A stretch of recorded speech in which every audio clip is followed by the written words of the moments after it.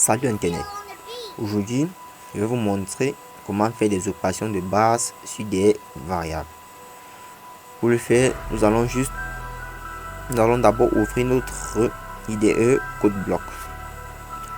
Donc vous le faites comme la fois passée, vous double-cliquez et puis vous attendez que ça ouvre.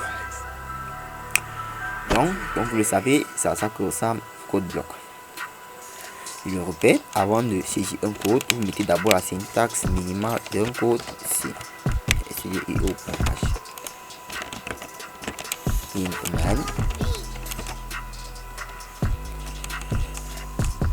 return 0. Donc, nous allons vous montrer comment faire des opérations sur des variables. Comme vous le savez, une variable c'est une case mémoire à laquelle on a donné un nom et une valeur. Nous allons prendre deux valeurs entières et faire la somme. Donc, nous déclarons d'abord une première variable int a qui vaut 2. Nous déclarons une autre variable int b qui vaut 3. Déclarons une autre variable entière. Notre résultat somme qui vaut a plus b. Donc, vous voyez bien que ici on déclare la variable somme qui vaut a plus b. Pour vérifier le contenu, on peut afficher, vérifier, on affiche le contenu de la variable somme. Donc, si j'affiche, vous vous rappelez, pour afficher le contenu, c'est modulo et type. Modulo d, point virgule, vous mettez la variable dont vous voulez afficher le contenu. Donc, après cela, vous exécutez le code. Donc, vous voyez bien qu'ici, on m'affiche 5. Vous voyez bien, ici, on m'affiche 5. Ok. Donc, qu'est-ce qui se passe? Ici, dans somme, ça égal, c'est pas comme l'égalité à maths, c'est l'affectation. Pour dire que on met a plus b dans la variable somme. Donc à cette ligne, comme a vaut 2, b vaut 3, a plus b sera donc égal à 5. Ce qui veut donc dire que la variable somme va donc contenir le nombre 5. Donc, les opérateurs de base, nous avons quoi? Nous avons l'addition, plus, nous avons la soustraction, moins, la multiplication,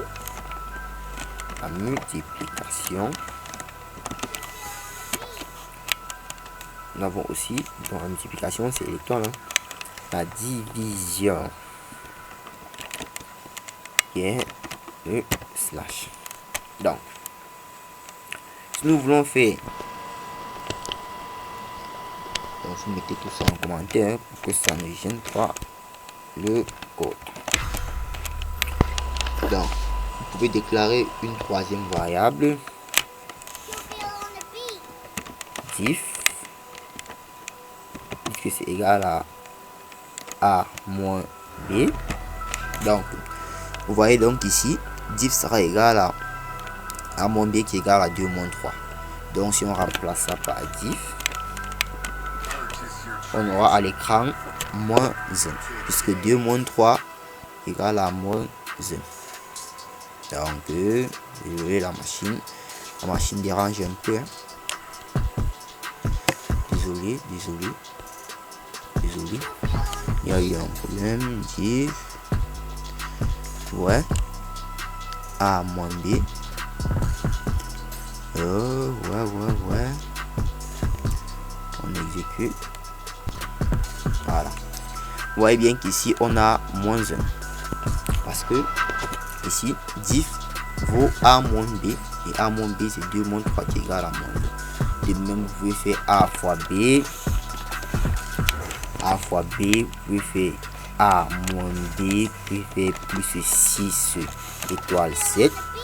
Donc, vous pouvez faire toutes sortes d'opérations. Ok. Il y a un opérateur que j'allais oublier ici.